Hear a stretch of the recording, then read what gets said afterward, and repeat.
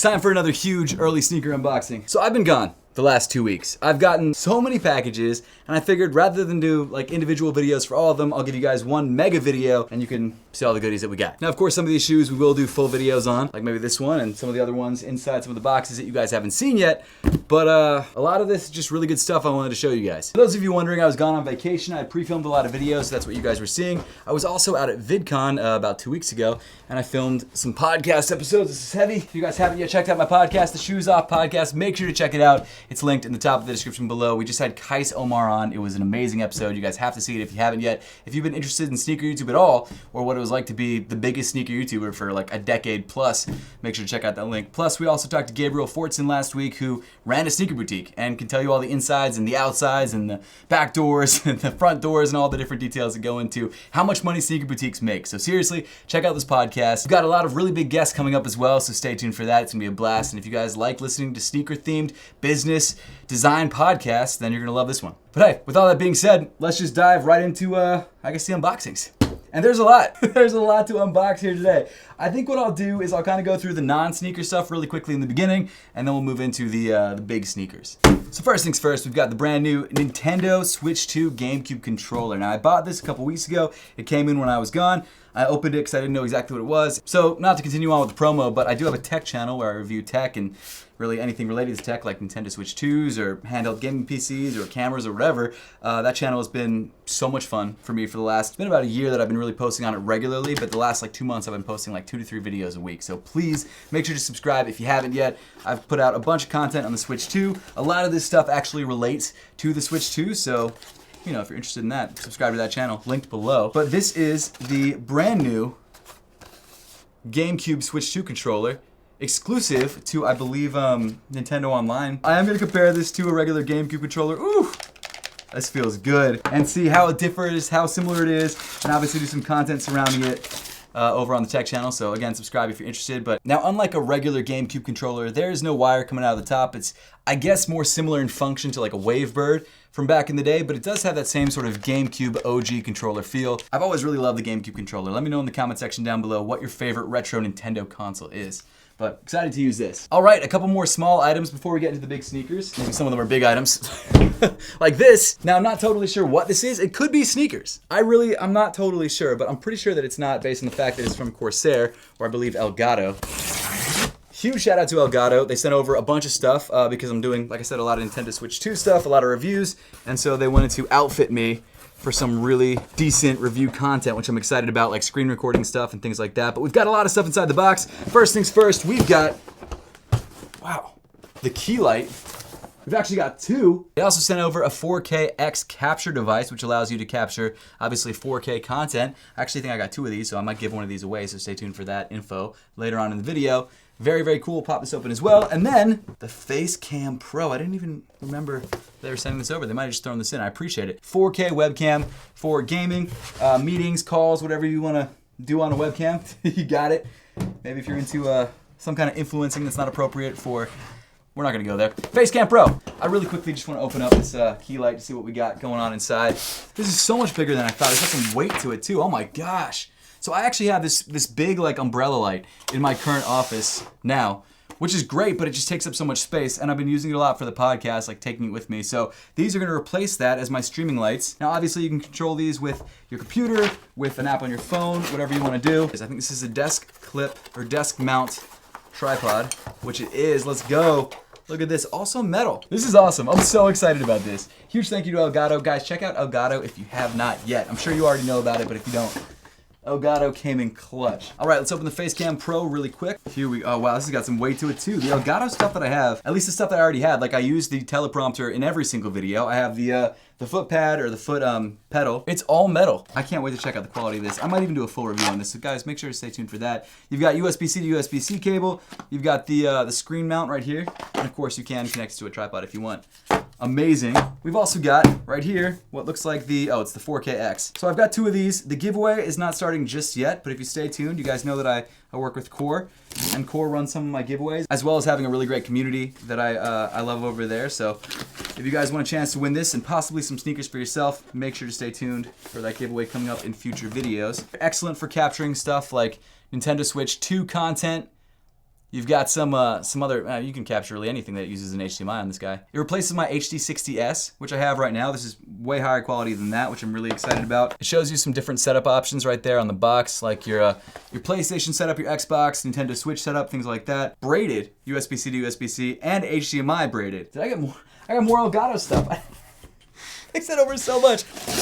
Let's go. Oh my gosh. Guys, we have the Stream Deck Plus right here. Another device that I might do a full review on, so stay tuned for that. Again, subscribe to the tech channel if you're interested in streaming at all. Look at that. That's crazy. Let's pull it out really quick. Again, we're getting to sneakers, guys. Don't worry. My next sneaker stream, though, I will be using all this equipment. So right here, we've got the Stream Deck Plus with all the little knobs. I can actually use this for editing or photo editing and things like that. Obviously, programmable screens or buttons right there. Buttons with screens. And then you've also got a white braided cable. I didn't know it came with this. Is there any more Elgato stuff that I didn't get to? I know what this is. This is the internal Elgato 4K Pro capture card, which allows you to, I believe, capture VRR up to 144 frames per second, HDR10, 8K 60 pass-through, or high frame rates like 4K 120, or of course 1080 at 240, which is wild. But generally used for 4K HDR at 60 frames per second. This is what I'm gonna be using to record all of the Nintendo Switch 2 content moving forward. I'm so stoked on this. Look at that, beautiful. So I'm gonna use this for the game consoles, and then I'm gonna use this for the camera that I use, whether it's the DSLR that I already have set up or the Facecam Pro, which I may or may not actually use in this studio here. I'm still trying to decide how I'm gonna utilize that in the most effective way. All right, so let's dive into these sneakers. So this is a pair of sneakers, as you guys may know from the Home Depot box, from Fineline 1721, one of the OG resellers and one of the OG dudes in sneaker YouTube. Like, before I was even making sneaker YouTube content, I'd see guys like Tony going like, yo, I got this pair from Fineline 1721. Yo, Fineline, if you're ever in Philly and want to come on the podcast, hit me up. I'd love to have you. Here we go. So, size 9. My size, as you guys know, pretty standard looking Jordan box right here. I actually haven't seen this new version of the shoe in person yet, so I'm very excited for it. This is the upcoming Air Jordan 8 Aqua. Now this is my first time seeing them. I have not seen these yet. The first thing I will say though, that I was kind of prepared for because I'd seen images online, is the lighter gray around the heel area, which according to Jordan Brand, these are as true to the OG as they've ever been. So it's very possible that this is what the OG looked like. I've never had a pair of the 93 Air Jordan 8s? Compared to the last release, which was a while ago, got a lot less sparkling on the midsole, and then obviously a much lighter gray towards the heel. But this shoe is clean, man. You've got nubuck all the way around the upper. You've got your nice sort of like fuzzy Jumpman there in the middle. You've got your aqua coloring along the side. Now it is still kind of sparkly, but it's more like candy coating on a car. Or candy paint on a car, at least in the purple area. And then of course on the bottom, this really cool pattern, which I love. I'll try on all the shoes tomorrow morning and like film B-roll of them. That's usually what I do when I get a bunch of sneakers in. I record in the morning because that's when the lighting's best outside, and I'll record some shots in here too, but mostly on my deck, as you guys know. Next up, we've got yet another early Air Jordan sneaker. By the way, if you guys want to grab any of these sneakers or even like tech that I unboxed in today's video, you can obviously grab them from the places that I bought them from, or you can grab them through the affiliate links on your screen. A lot of these shoes are available right now through those links, even though almost all of them are early. Some of them are sold out, but almost all of them are early. Ooh, this box is cool. Hold up. Do you guys have any guesses as to what this is from the box? On top of the box, you've got images of the 1 through the 9 Air Jordan sneakers right there. This one has a signature on it, which is cool. You've also got Air Jordan, 1985 to 2025. You've got a bunch of pictures of Jordan on the top, of Michael. And then, of course, on the sides, you've got some hardwood. I got a size 9, which is my true size. Paid full resale for these guys, and these will be a pair that I'm very excited about rocking. I'm so excited that Jordan Brand is bringing back all these OG colorways because I've needed them. This box is also inspired by the OG Air Jordan 10 box, and there's another detail on this shoe, which is also very much inspired by the OG Air Jordan 10, so stay tuned for that. Either way, here we go. Moment of truth. Okay, you can't see the shoes yet. Okay, here we go. Moment of truth. Oh my gosh. This is another shoe, of course, that we're gonna be dropping a full review on, so please stay tuned for that. Subscribe if you haven't, if you like retro Jordan sneakers. We got a bunch of those reviews coming. So here it is, the brand new 2025 Air Jordan 10 Steel. Now this pair obviously has a feature that some people hate, some people love. Michael actually didn't even seem to love it, and that is the toe cap. This was a detail that was either, I believe, just on the samples or maybe on the very first releases of the shoe. But either way, Michael didn't love it, and because of that, got rid of it. He actually asked Jordan Brand to remove it. While everyone knows the Air Jordan 10, and I think a lot of people love the Air Jordan 10, it's not in the same sort of echelon as, you know, maybe the Air Jordan 8s or some of the other Air Jordan retro sneakers that we all know and love. Maybe you disagree with that, but that seems to be the consensus. Now, I did bring the last retro of the Air Jordan 10 Steels right here, and as you can see, it doesn't have the toe cap, and you can get a really good look of what it looks like with and without the toe cap. I mean, realistically, let's be honest, I think I prefer the look without the toe cap. However, as someone who's trying to complete the Air Jordan clock once again, I got rid of the $20 sneaker collection one. I still have some pairs, like this is from that. I kind of like having the OG styles. Now, it does make the toe look a lot bulkier, and apparently they're bringing back out the shadows this October with the toe cap as well. Let me know in the comment section down below which one of these shoes you prefer. Do you prefer the toe cap version or the non-toe cap version? I'm sure a lot of people will say the non-toe cap version, but for OG heads out there who maybe were around for the Air Jordan 10 when it first released, they might be about it. And honestly, like, I like it for the history. And I don't think it really hurts the overall design of the shoe that much, especially on a colorway that it's the same color as the rest of the upper. You don't really notice it. There is something very clean about the 10s that are very popular, like the standard 10s. And it makes sense why this has been the pair that's been releasing for decades at this point. But it is really cool to have the toe cap version back I think for the first time, right? Let me know in the comments if I'm wrong about that. Steel colorway dropping, I believe, August, I think is when these are dropping, like pretty early in August, for like $190 or $200. But again, you guys can check out all of the shoes that I mentioned in today's video and even some of the tech through the YouTube shopping tab on your screen if you want to grab any of this stuff. Oh, one other detail that I like to point out in 10s is, of course, some of Michael's important achievements on the bottom. MVP Championship 91, 92, 93, which is very, very rad. So material-wise, I guess I should have talked about that with the 8s as well. Nothing spectacular. It feels pretty similar to this. The 8s, kind of same deal. Like your standard nubuck, nothing special. I guess the suede around the heel feels decent. Pairs that I'm excited to add to the collection too as a retro Jordan fan. We've got 3 more pairs of sneakers, one of which is a crazy sample, which I just got in. Shout out to the people who sent it to me. Appreciate it. This pair we'll be doing a full review on later, so stay tuned for that. Here, courtesy of AS6, huge thank you to them for this. This is crazy. So huge shout out to AS6 and the people responsible for sending this over. You guys know who you are. Thank you so much. I went to an AS6 event actually in LA 2 weeks ago during VidCon, and I met the team over at AS6. They're awesome. Really, really appreciate them. And they just said that they'd send me a gift, and they did. Woo!